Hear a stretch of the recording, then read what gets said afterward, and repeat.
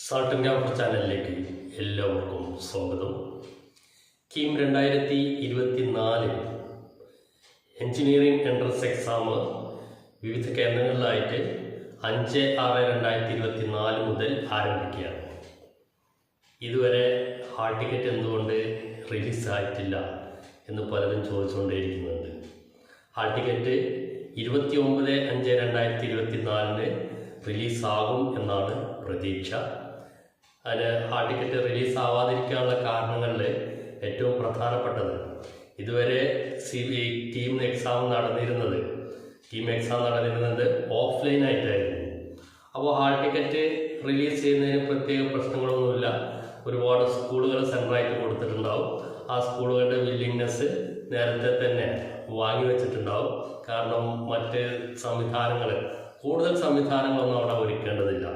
അപ്പോൾ അതുകൊണ്ട് തന്നെ പെട്ടെന്ന് നമുക്ക് സെൻറ്റർ അലോട്ട് ചെയ്യാനും സാധിക്കും. അതേസമയം നിലവിലെ കീം എന്ന് പറയുന്നത് ഈ വർഷം മുതൽ കമ്പ്യൂട്ടർ ബേസ്ഡ് ടെസ്റ്റാണ്. അതുകൊണ്ട് തന്നെ ട്രയൽ ടെസ്റ്റ് നടത്തിയപ്പോൾ അതായത് ഓരോരുത്തർക്കും ഒരു പ്രത്യേക സീറ്റ് തന്നെ അറേഞ്ച് ചെയ്ത് വെക്കണം. അലോട്ട് ചെയ്ത സീറ്റ് പിന്നീട് മാറ്റാൻ കുറച്ച് ബുദ്ധിമുട്ടുകളുണ്ട്. അപ്പോൾ സീറ്റ് അലോട്ട്മെൻറ്റും അതേപോലെ ഈ മെഷീനുകളുടെ ടെക്നിക്കൽ സൈഡുള്ള കുറച്ച് അറേഞ്ച്മെൻറ്റ് ചെയ്യാനും അതിനൊക്കെ സമയം വേണം. ആ സമയമൊക്കെ എടുത്തിട്ടാണ് ട്രയൽ ടെസ്റ്റ് നടത്തിയത്. പക്ഷെ ട്രയൽ ടെസ്റ്റിൽ ചില സെൻറ്ററുകളിൽ ചില ഇഷ്യൂസ് കാണിച്ചു. അതായത് സിസ്റ്റം ബേസ്ഡ് ഇഷ്യൂസ്, അല്ലാതെ മറ്റ് ഇഷ്യൂസ് അല്ല. ചില സിസ്റ്റംസ് അപ്പോൾ വർക്ക് ചെയ്യാതെയായി. അപ്പോൾ അവിടെ അലോട്ട് ചെയ്ത കുട്ടികളെ മറ്റൊരു സീറ്റിലേക്ക് കൊടുക്കേണ്ടി വന്നു. ചിലയിടത്ത് സിസ്റ്റംസ് ഇപ്പോൾ നിലവിൽ അലോട്ട് ചെയ്ത സീറ്റ്, ഇപ്പോൾ ഒരു ഹാളിൽ D3 നടന്ന സീറ്റിലേക്ക് പോകേണ്ട കുട്ടി, ആ സീറ്റിലെ ആ സിസ്റ്റം തന്നെ ഡൗൺ ആയിട്ടുണ്ടെങ്കിൽ അവിടെ പുതിയൊരു സിസ്റ്റം വെച്ച് അത് മാപ്പ് ചെയ്ത് അങ്ങനെയൊക്കെ വരണം. അപ്പോൾ ഇങ്ങനെ കുറച്ച് പ്രശ്നങ്ങൾ പല സെൻറ്ററുകളുള്ളതുകൊണ്ട് ചില സെൻറ്ററുകളിൽ 10-15 സീറ്റുകൾ തന്നെ ഈ സിസ്റ്റംസ് തന്നെ ഡൗൺ ആയിട്ടുണ്ട്. അപ്പോൾ ആ സീറ്റുകളിലേക്ക് അവിടെ അലോട്ട് ചെയ്തിരിക്കുന്ന കുട്ടികളുടെ എണ്ണം ഇനി കുറക്കണം. അപ്പോൾ ഇങ്ങനെയുള്ള ഒരുപാട് പ്രശ്നങ്ങൾ, ഇപ്പോൾ സാങ്കേതിക പ്രശ്നങ്ങൾ ട്രയൽ ടെസ്റ്റിൻ്റെ സമയത്ത് നോട്ട് ചെയ്തിട്ടുണ്ട്. അപ്പോൾ അതൊക്കെ പരിഹരിച്ചിട്ട് വേണം ഒരു സെൻറ്ററിലേക്ക് കുട്ടികളെ അലോട്ട് ചെയ്യാൻ.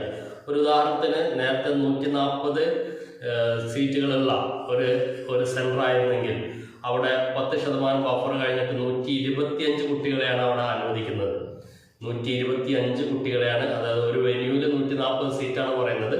ആ 140ലേക്ക് 125 കുട്ടികളെ അനുവദിക്കുകയുള്ളൂ. അപ്പോൾ 140 സിസ്റ്റം അവിടെ അപ്പോഴും വർക്കിംഗ് ഉണ്ട്. പക്ഷെ 125 കുട്ടികളെ അവിടേക്ക് അനുവദിക്കുന്നുള്ളൂ. കാരണം ബാക്കി 15 കമ്പ്യൂട്ടറുകളെ അവിടെ ബഫറായിട്ട് നിർത്തിയിരിക്കുകയാണ്. അതായത് ഇവിടെ ഏതെങ്കിലും ഒരു കുട്ടിക്ക് ഏതെങ്കിലും ഒരു സീറ്റിൽ പ്രശ്നം വന്നു കഴിഞ്ഞാൽ ആ കുട്ടിയെ ഉടനെ മറ്റൊരു സീറ്റിലേക്ക് മാറ്റിയിരുത്താൻ വേണ്ടി 15 സിസ്റ്റം അവിടെ റിസർവേഷനിലുണ്ട്, ബഫർ എന്നാണ് പറയാം. അപ്പോൾ ഇങ്ങനെ റിസർവേഷനിൽ വെച്ചിരിക്കുന്ന സീറ്റുകൾ ഉണ്ടായിട്ട് പോലും ട്രയൽ ടെസ്റ്റിൽ അവിടെ കുറച്ച് പ്രശ്നങ്ങളുണ്ടായി. അതായത് ചില സിസ്റ്റംസ് ഒന്നും വർക്ക് ചെയ്യാതെ, അതായത് ഇത് മാപ്പ് ചെയ്തിരിക്കുന്നത് ഏകദേശം ഒരു മാസം മുമ്പാണ്.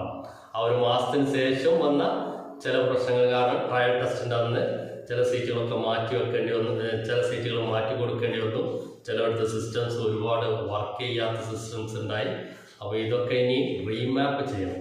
അവിടുത്തെ കുട്ടികളുടെ എണ്ണം കുറയ്ക്കുക, അല്ലെങ്കിൽ അത്രയും കമ്പ്യൂട്ടറുകൾ പുതുതായിട്ട് അവിടെ